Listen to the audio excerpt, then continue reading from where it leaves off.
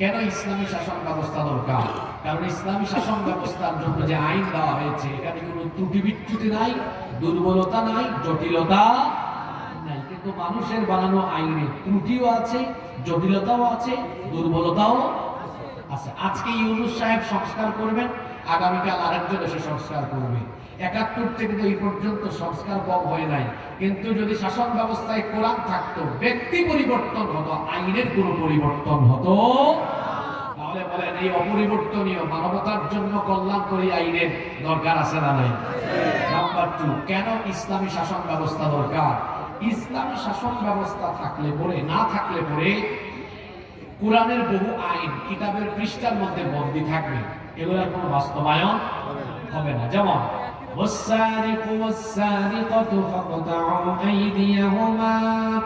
চোর, সে যদি পুরুষ হয় বা নারী হয়, অপরাধ প্রমাণিত হলে ডান হাত কেটে দাও। এখন আপনারা আমাকে বলেন তো, যদি ইসলামী সরকার না থাকে তাহলে কোরআনের এই আয়াত এর কি কোনোদিন বাস্তবায়ন হবে? তাহলে এই আয়াত কিসের মধ্যে বন্দী? কোরআনের মধ্যে বন্দী, বাস্তবায়ন হবে না। এরকম কি একটা দুইটা আয়াত না, শত শত হাজার হাজার আয়াত বন্দী থাকবে কোরআনের ভেতরে যদি ইসলামী রাষ্ট্র ব্যবস্থা প্রতিষ্ঠিত না হয়।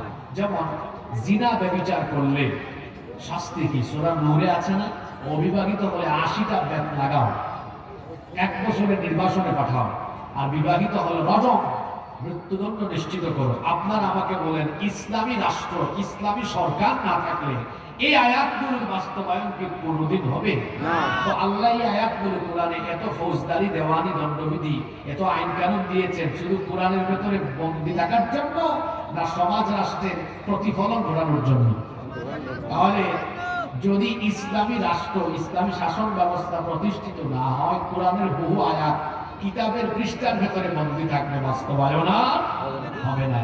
এজন্য এই আয়াতগুলোর বাস্তব সুফল পাওয়ার জন্য ইসলামী শাসন দরকার। নাম্বার 3, কেন ইসলামী শাসন ব্যবস্থা দরকার? সমাজের প্রতিটি স্তরে ন্যায় বিচার, সুবিচার নিশ্চিত করার জন্য ইসলামী শাসন ব্যবস্থা দরকার। মানুষের তৈরি করা আইন কানুন দিয়ে যে সমাজ বা দেশ চলে, সেখানে নামে হয় বিচার, কিন্তু বাস্তবে হয় মানুষের উপরে অবিচার। কারণ তারা বিচার ফয়সালা করতে গিয়ে সর্বপ্রথম তারা দেখবে যাকে বিচারের কাঠগড়ায় দাঁড় করানো হয়েছে, ওরে জেলখানায় রাখলে লাভ না জেলের বাইরে রাখলে লাভ? যদি জেলের ভেতরে রাখলে লাভ হয়, তাহলে সে যদি নিরপরাধ হয়, অপরাধ তারা নিজেরা নাটক করে বানায়, নিরপরাধ মানুষকে অপরাধী সাজায় জেলখানায় বন্দী করে রাখে। ইসলামী শাসনে কি এরকম আছে? কারণ আল্লাহ তাআলা বিচার ফয়সালার জন্য আইন তৈরি করে দিয়েছেন। রব্বুল আলামিন বলছেন, ওয়া ইযা হাকামতুম বাইনান নাসি আন তাহকুমু বিল আদল।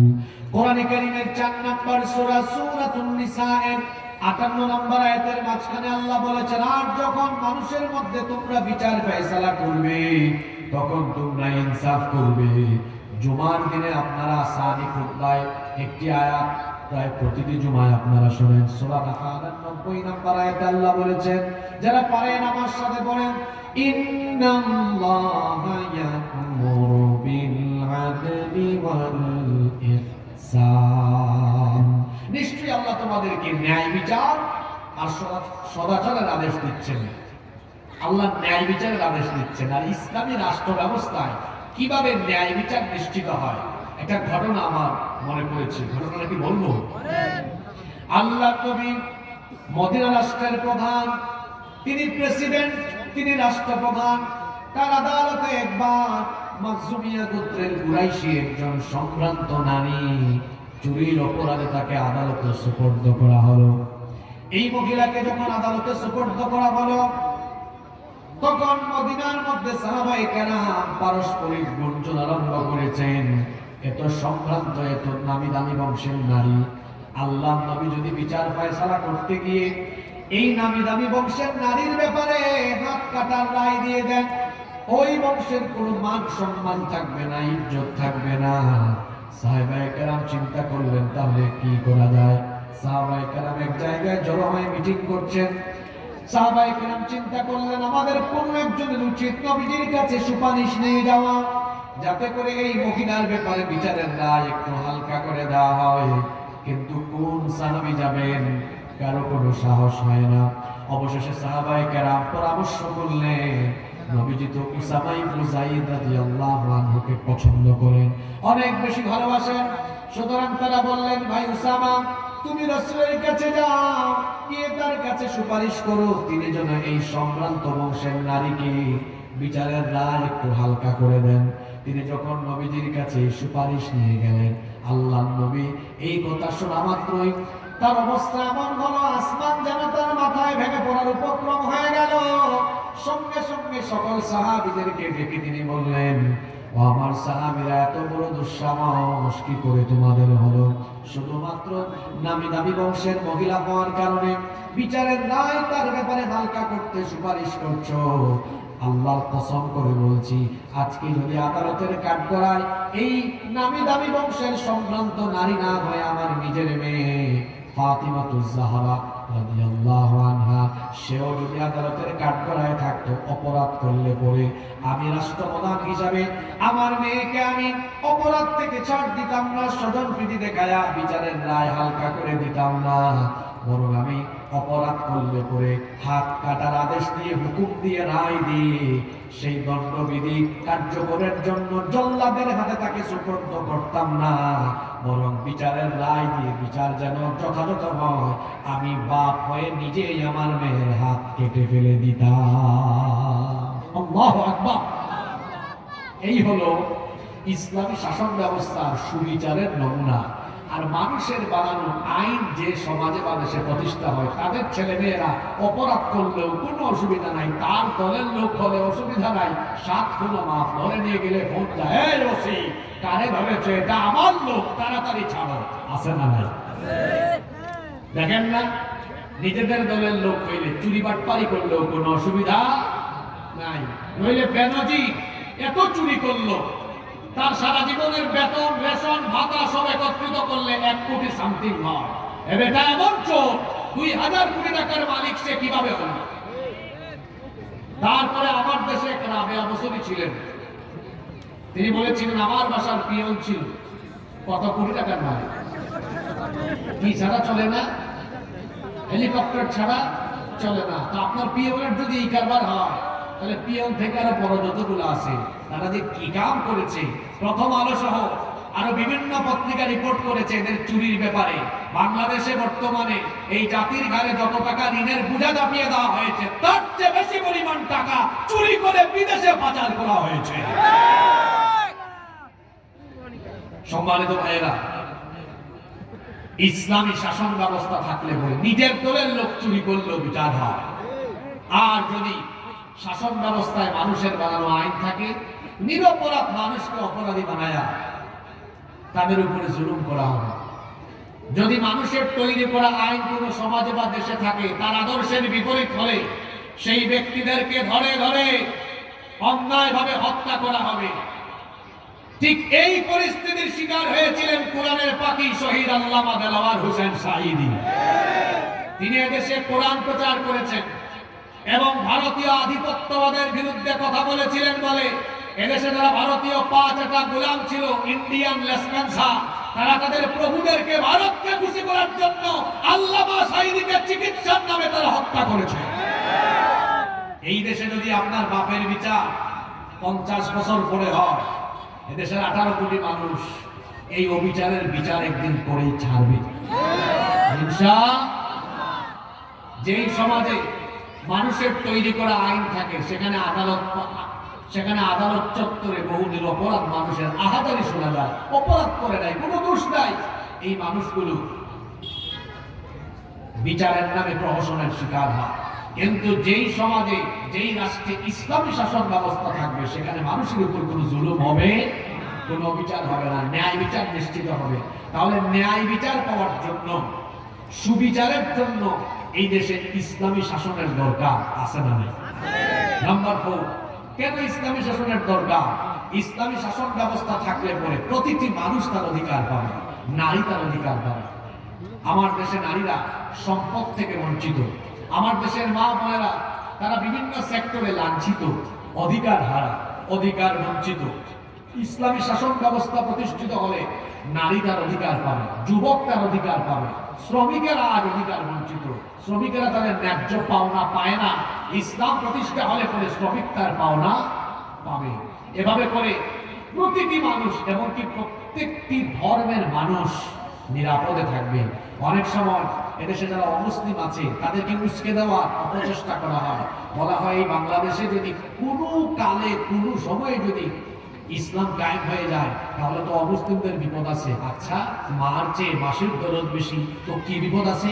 তো এরা তো তোমাদের ঘর বাড়ি জ্বালায়া তারপর তোমাদের উপর জুলুম নির্যাতন করে শেষ করে ফেলবে। বলেন তো, উগ্রবাদ, চরমপন্থা আর অমানবিক কাজের শিক্ষাকে ইসলাম আমাদেরকে দেয়? যদি এখানে আশেপাশে কোনো অমুসলিম ভাই বোনেরা থাকেন বা পরবর্তীতে ইন্টারনেটে যারা আমাদের বক্তব্য শুনবেন, আমি সকল অমুসলিম ভাই বোনদেরকে বলছি, মায়ের কোলে শিশু যেমন নিরাপদ, ইসলামী রাষ্ট্রে অমুসলিমরাও তেমন নিরাপদ। ইসলাম কায়েম হলে আপনারা এখনকার চেয়ে আরো ভালো থাকবেন, কারণ এখন আপনাদেরকে নিয়ে অনেকে রাজনীতি করে, আবার রাজনীতির বলির পাঠাও আপনাদেরকে বানায়। কিন্তু ইসলাম কায়েম হলে পরে আপনাদেরকে নিয়ে কেউ রাজনীতি করার সুযোগ পাবে না। আপনাদের ন্যায্য পাওনা, ন্যায্য অধিকার প্রতিষ্ঠা করা হবে। কারণ আমার ইসলাম এত সুন্দর, অমুসলিমদের প্রতি অবিচার করতে এবং তাদের উপরে জুলুম করতে নিষেধ যিনি করেছেন, জুড়ে বলেন তিনি কে? রব্বুল আলামিন কোরআনে কারীমের 60 নম্বর সূরা সূরাতুল মুমতাহিনা এর 8 নম্বর আয়াতে বলছেন, লা ইয়ানহাকুমুল্লাহু আনিল্লাযীনা লাম ইউকাতিলুকুম ফিদ-দীনি ওয়া লাম ইউখরিজুকুম মিন দিয়ারিকুম আন তাবাররুহুম ওয়া তুকসিতু ইলাইহিম ইন্নাল্লাহা ইউহিব্বুল মুকসিতিন। আল্লাহ তাআলা বলছেন, যারা তোমাদের সাথে দ্বীনের ব্যাপারে যুদ্ধে জড়ায়নি এবং যারা তোমাদেরকে ঘর বাড়ি থেকে বিতাড়িত করেনি, সেই সকল অমুসলিমদের সাথে সদাচার করতে আল্লাহ তোমাদেরকে নিষেধ করছেন না, বরং আল্লাহ বলছেন তাদের প্রতি সদাচার করো, ইনসাফপূর্ণ আচরণ করো এবং তাদের উপর অবিচার করো না। আমার ইসলাম কত সুন্দর! হিন্দু, বৌদ্ধ, খ্রিস্টান ভাইয়েরা আমার আল্লাহর কথাগুলো শুনে আল্লাহ কত সুন্দর করে বলছেন, তোমাদের রাষ্ট্রে বসবাসরত অমুসলিমদের প্রতি অবিচার করো না, তাদের উপর জুলুম করো না। এমনকি আল্লাহ অন্য আয়াতে বলছেন, ওয়ালা তাসুবুল্লাযীনা ইয়াদউনা মিন দুনিল্লাহি ফায়াসুবুল্লাহা আদুওয়ান বিগাইরি ইলমিন ওয়া ইলমিন কাযালিকা যায়্যানা লিকুল্লি উম্মাতিন আমালুহুম সুম্মা ইলা রাব্বিহিম মারজিউহুম ফায়ুনাব্বিউহুম বিমা কানু ইয়ামালুন। অমুসলিমরা এই আয়াতগুলো শুনবেন, আমরা মুসলমানরা হিংস্র নই, জঙ্গি নই, আমরা উগ্রবাদী নই। আমার আল্লাহ আমাদেরকে শিখিয়েছেন, অমুসলিমদের উপাস্যকে তোমরা গালি দিও না, কারণ তোমরা যদি তাদের উপাস্যকে গালি দাও অজ্ঞতাবশত তারাও তোমাদের আল্লাহকে গালি দিয়ে বসবে। সুবহানাল্লাহ! এত সুন্দর শিক্ষা ইসলামের ভেতরে রয়েছে। এমনকি অমুসলিমদের উপাসনালয়েও হামলা চালাতে নিষেধ করা হয়েছে। আল্লাহ নবী যখন সাহাবীদেরকে কোনো যুদ্ধে পাঠাতেন তখন তিনি বিশেষভাবে সাহাবীদেরকে বলতেন, নারীদের উপরে, শিশুদের উপরে, বয়স্কদের গায়ে হাত তোলো না, এমনকি উপাসনালয়ে তোমরা হামলা চালাও না। আল্লাহ নবী নিষেধ করে দিয়েছেন অমুসলিমদের উপাসনালয়ে হামলা করো না। আল্লাহ নিষেধ করে দিয়েছেন অমুসলিমদের উপাস্যকে গালি দিও না। আল্লাহ নিষেধ করেছেন অমুসলিমদের সাথে বেইনসাফপূর্ণ আচরণ করো না। এই জন্য বলেছি, ইসলাম যদি কায়েম হয়, এই দেশে যদি কোরআনের আইন প্রতিষ্ঠা হয়, মায়ের কোলে শিশু যেমন নিরাপদ থাকে, ৫৬,০০০ বর্গ মাইলে সকল অমুসলিমরা আমাদের কাছে নিরাপদ থাকবে। বুঝতেছেন কথা আমার? এখন অবস্থা এমন হয়ে গিয়েছে, ওই যে বললাম মার চেয়ে মাসির দরদ বেশি। আমাদের দেশে অমুসলিম যারা আছেন তাদের প্রতি আমরা কতটা আন্তরিক, এই দেশে আমরা সবাই মিলেমিশে একসাথে বসবাস করেছি, করছি, করব ইনশাআল্লাহ। কিন্তু পাশের দেশ থেকে আমাদের দেশকে অস্থিতিশীল করবার জন্য বিভিন্ন ধরনের পরিস্থিতি সৃষ্টি করা, অপচেষ্টা করা।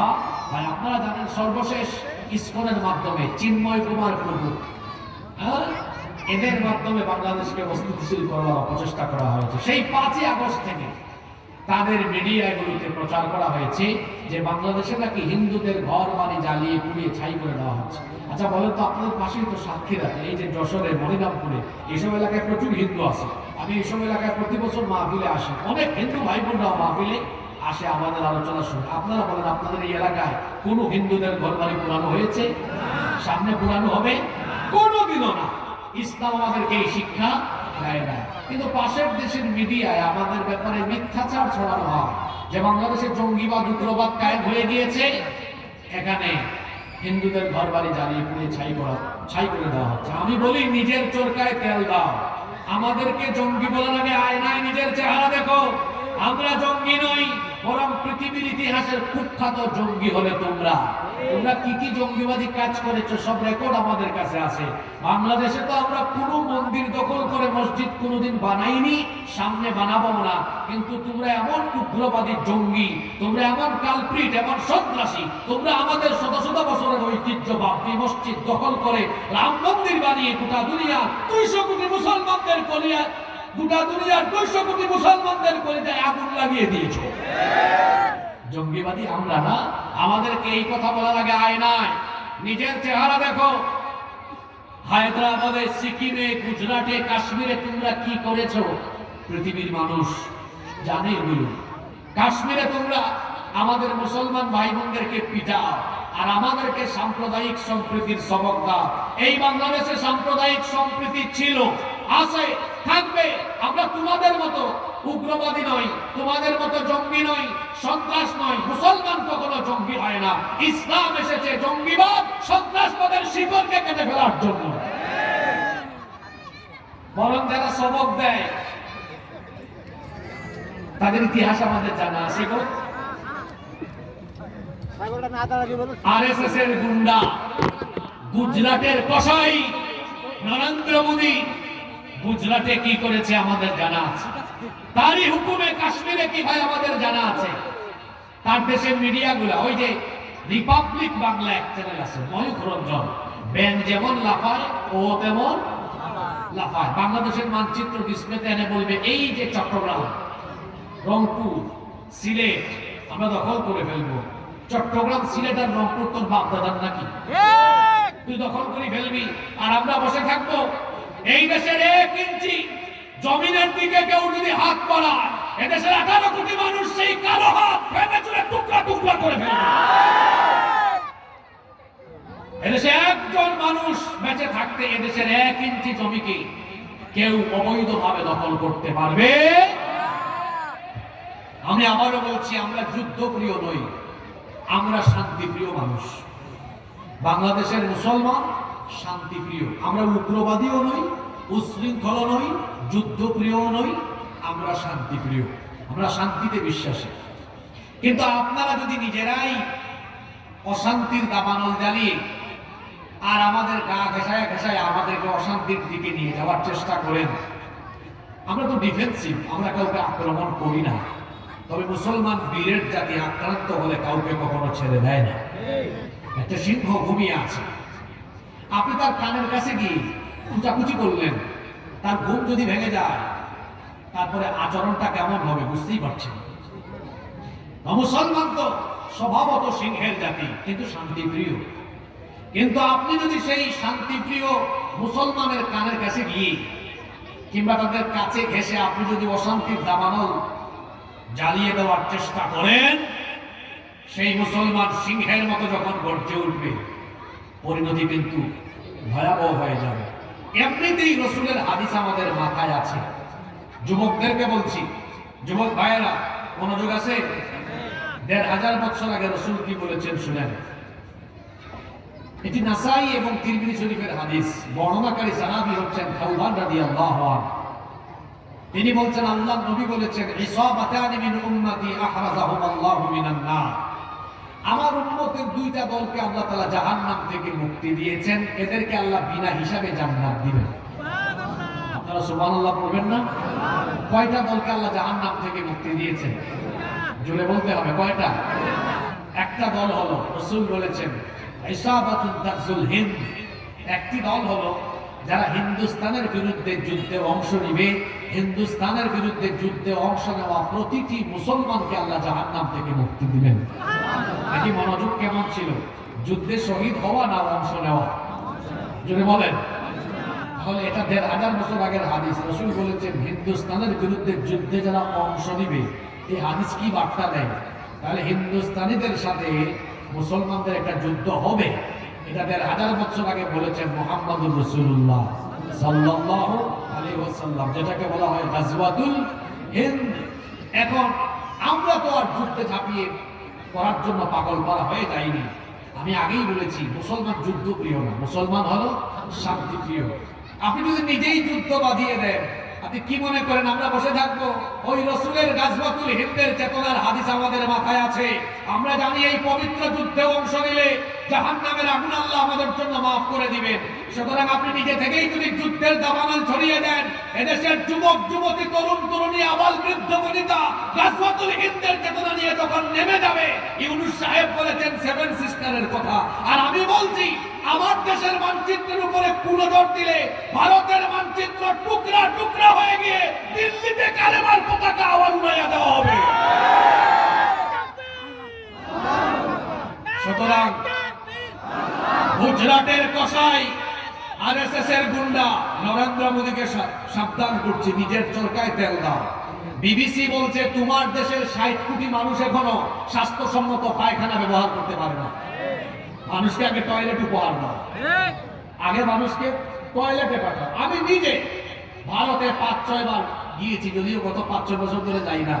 আমাকে সর্বশেষ ২০১৯ সালে নেতাজি সুভাষচন্দ্র বসু আন্তর্জাতিক বিমানবন্দরে প্রায় ২-৩ ঘন্টা আমাকে অন্যায়ভাবে আটকে রেখেছে। এরপর থেকে আমি আর ভারতে যাই না। অনেকে বলে ভারতে আমি মাহফিলে যাই না কেন? এই কারণে যাই না, ২-৩ ঘন্টা আমাকে আটক করে রেখেছে, অনেক হ্যারেস করেছিল। তো আমি বহুবার গিয়েছি ভারতে, ওদের স্বাস্থ্যসম্মত টয়লেট নাই। অনেক জায়গায় আমি দাওয়াতি সফরেও গিয়েছি, মানুষ খোলা জায়গায় পায়খানা করে। নিজের চরকায় তেল দাও, নিজের দেশের মানুষের প্রতি মনোযোগী হও। আমার দেশে হিন্দু, মুসলিম, বৌদ্ধ, খ্রিস্টান সবাই মিলেমিশে আমরা সম্প্রীতির সাথে আছি। এদেশে ইসলাম যদি কায়েম হয়, অমুসলিমরা আরো আরামে থাকবে, তোমাদের যেন চলাফেরা অত বেশি না হয়। সম্মানিত ভাইয়েরা, বলছিলাম ইসলাম কায়েম হলে অমুসলিমরাও এরা কি দুঃখে থাকবে না সুখে থাকবে? তাহলে সকল ধর্ম বর্ণের মানুষের অধিকারের জন্য মানুষের শাসন ব্যবস্থা দরকার না ইসলামী শাসন ব্যবস্থা দরকার? নাম্বার 5, কষ্ট হচ্ছে নাকি আপনাদের? 5 নাম্বার, ইসলামী শাসন ব্যবস্থা এজন্য দরকার। ইসলামী শাসন ব্যবস্থা থাকলে সকল মতের মানুষ মত প্রকাশের এবং সকল ধর্মের মানুষ ধর্ম পালনের সুযোগ পাবে। আমরা দেখেছি ধর্মনিরপেক্ষ মতবাদের কথা বলে দেখা গিয়েছে শুধুমাত্র মুসলমানদেরকে অবাধ ধর্ম চর্চার পথে বিভিন্ন কায়দায় বাধা বিঘ্নতা সৃষ্টি করা হয়েছে। আপনারা দেখেছেন গত 15 বছর হিন্দুরা তাদের পূজা অর্চনা করেছে অনেক সেফটি সিকিউরিটির সাথে। তারা করুক, এটা রাষ্ট্রের দায়িত্ব তাদেরকে এই ব্যবস্থা করে দেওয়া। কিন্তু তারা যদি এই সুযোগ পায়, মুসলমান এই সুযোগ পায় না কেন? আপনারা দেখেছেন এক একটা মাহফিলের আয়োজন করতে গিয়ে মানুষ কত বাধার সম্মুখীন হয়েছে, এমনকি মাহফিলের আয়োজক হয়েছে এই অপরাধে অন্যায়ভাবে জেলে বন্দী করেও রাখা হয়েছে। এরকম হয় নাই? তাহলে এটা কি মত এবং অবাধ ধর্ম পালনের সুযোগ দেওয়া হলো? দেওয়া তো হলো না। কিন্তু ইসলাম যদি প্রতিষ্ঠিত হয়, সব ধর্মের মানুষ তার ধর্ম পালন করবে। কারণ আল্লাহ তো বলেছেন লা ইকরাহা ফিদ-দীন, ধর্মের ব্যাপারে কোনো জোর জবরদস্তি নাই। লাকুম দীনুকুম ওয়ালিয়া দীন। যদিও আমাদের দেশে ধর্ম নিরপেক্ষ মতবাদীরা এই আয়াতের অপেক্ষা করেছে। আমার দেশের এক রাবেয়া বসরি ছিলেন, তিনি একবার বলেছিলেন যে বুখারী শরীফে আছে লাকুম দীনুকুম ওয়ালিয়া দীন। এটা কি বুখারী শরীফে? যদি বলেন এটা কি বুখারী শরীফে? এটা কোথায়? এটা কোরআনে আছে, লাকুম দীনুকুম ওয়ালিয়া দীন। এই রাবেয়া বসুরি আর আরেক আব্দুল কাদের জিলানী পেয়েছিলাম ওই নারায়ণগঞ্জের কুতুব। ও বলেছে 70 রাকাত তাহাজ্জুদ রাতের বেলা পড়ে। তার নাম দিয়েছে আব্দুল কাদের জিলানী। আর এদিকে পাইছি আরেক রাবেয়া বসুরি, উনি বলেছেন আমি সকালবেলা ঘুম থেকে উঠে সবার আগে জায়নামাজ খুঁজি। এই রাবেয়া বসুরি জায়নামাজ খুঁজেন, ওইদিকে আব্দুল কাদের জিলানী রাতের বেলা তাহাজ্জুদে দাঁড়ায় থাকে। আর সারাদিন আলেমুল আমা ধরে জেলখানায় ভরে রাখে, আর তরুণ যুবক ছাত্রদের গায়ে তাদের বুকে গুলি করার জন্য তারা পুলিশকে আদেশ করে। এই ছিল তাদের চরিত্র। সম্মানিত ভাইয়েরা, ইসলাম যদি কায়েম হয়, লাকুম দীনুকুম ওয়ালিয়া দিন, তোমার ধর্ম তোমার, আমার দিন আমার, যে যার ধর্ম পালন করবে। বলা হয় ধর্ম যার যার, উৎসব নাকি সবার। এটা একটা কুফরি কথা। ধর্ম যার, উৎসব তার। যদি ইসলামী শাসন ব্যবস্থা প্রতিষ্ঠিত হয়, সকল ধর্মের মানুষ তার উৎসব নিরাপদে নির্বিঘ্নে সেফটি সিকিউরিটির সাথে পালন করবে, কাউকে কোনো বাধা দেওয়া হবে না। নাম্বার 6, 6 নাম্বার, ইসলামী শাসন ব্যবস্থা যদি প্রতিষ্ঠিত হয়ে যায়, তাহলে সমাজ এবং রাষ্ট্রে অপরাধ প্রবণতা কমে যাবে। চুরি কমবে, ডাকাতি কমবে, জিনা, ব্যভিচার, খুন, হত্যা, গুম, লুণ্ঠন, রাহাজানি, চাঁদাবাজি, টেন্ডারবাজি কমে যাবে।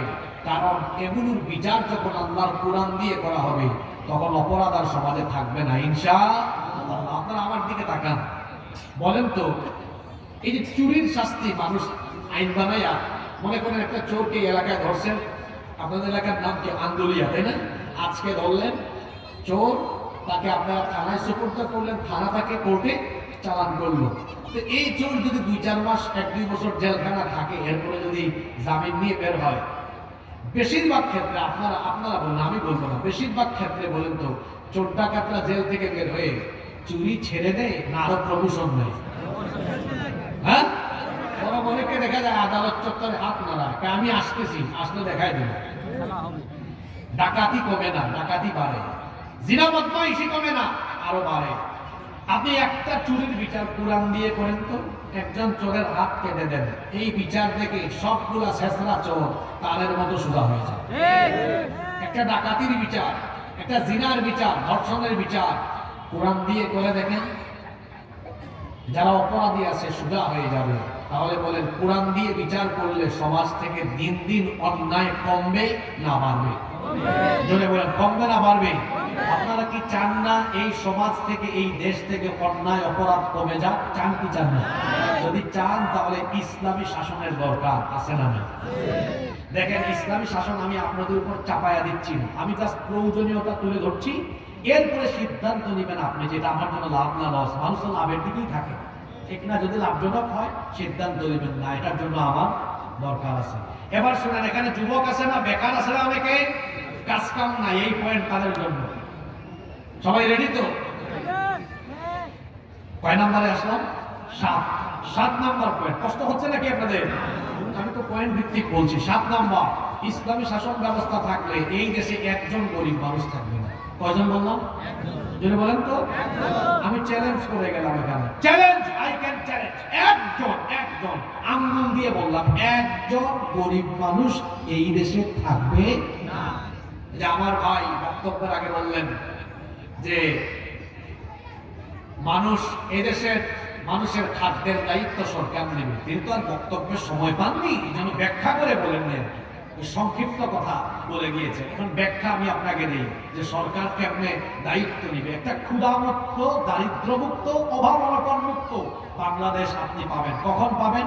আল্লাহর দেওয়া অর্থনৈতিক ফর্মুলা যখন আপনি গ্রহণ করবেন, যখন সুদের পরিবর্তে যাকাত ভিত্তিক অর্থনীতি আপনি প্রতিষ্ঠা করবেন, একজন গরিব এই দেশে থাকবে না। 2টা উদাহরণ দিন, একটা ছোট করে আরেকটা বড় করে। আন্দালিয়া, এটা গ্রামের নাম, তাই না? আন্দুলিয়া, এই আন্দুলিয়া গ্রামে জনসংখ্যা কত হবে? আনুমানিক 5000। ওকে, ফাইন। আন্দুলিয়াতে আমরা মসজিদ কমিটি থেকে যাকাত কালেকশন করলাম। প্রতি বছর যাকাত দেওয়া হয় না? মনে করেন এই এলাকায় 200-300 মানুষের উপর যাকাত খরচ। এটা আমরা একসাথে এক জায়গায় কালেক্ট করে মোট হয়েছে জাকাতের টাকা 2 লাখ। জোরে বলেন কয় লাখ? আমার দেশে যারা জাকাত দেয় 99% মানুষের জাকাত আদায় হয় না। এরা জাকাতের ফর্মুলা জানে না। জাকাত অন্যান্য দান সৎকার মতো দিলে হয় না। জাকাতের খাত নির্ধারিত এবং জাকাতের উদ্দেশ্য হলো সমাজ থেকে দারিদ্রতা আর বেকারত্ব দূর করা। দান সৎকার মতো জাকাত নয়। আবার বলছি, দান সৎকার আর জাকাত এক বিষয় নয়। যেমন আপনি দান মাহফিলেও করতে পারবেন, দান মসজিদেও করতে পারবেন। জাকাতের টাকা যেখানে মন চায় সেখানে দিতে পারবেন না। জাকাতের খাত কয়টা? 8টা। জোরে বলেন কয়টা? দান আর জাকাত কি একরকম না?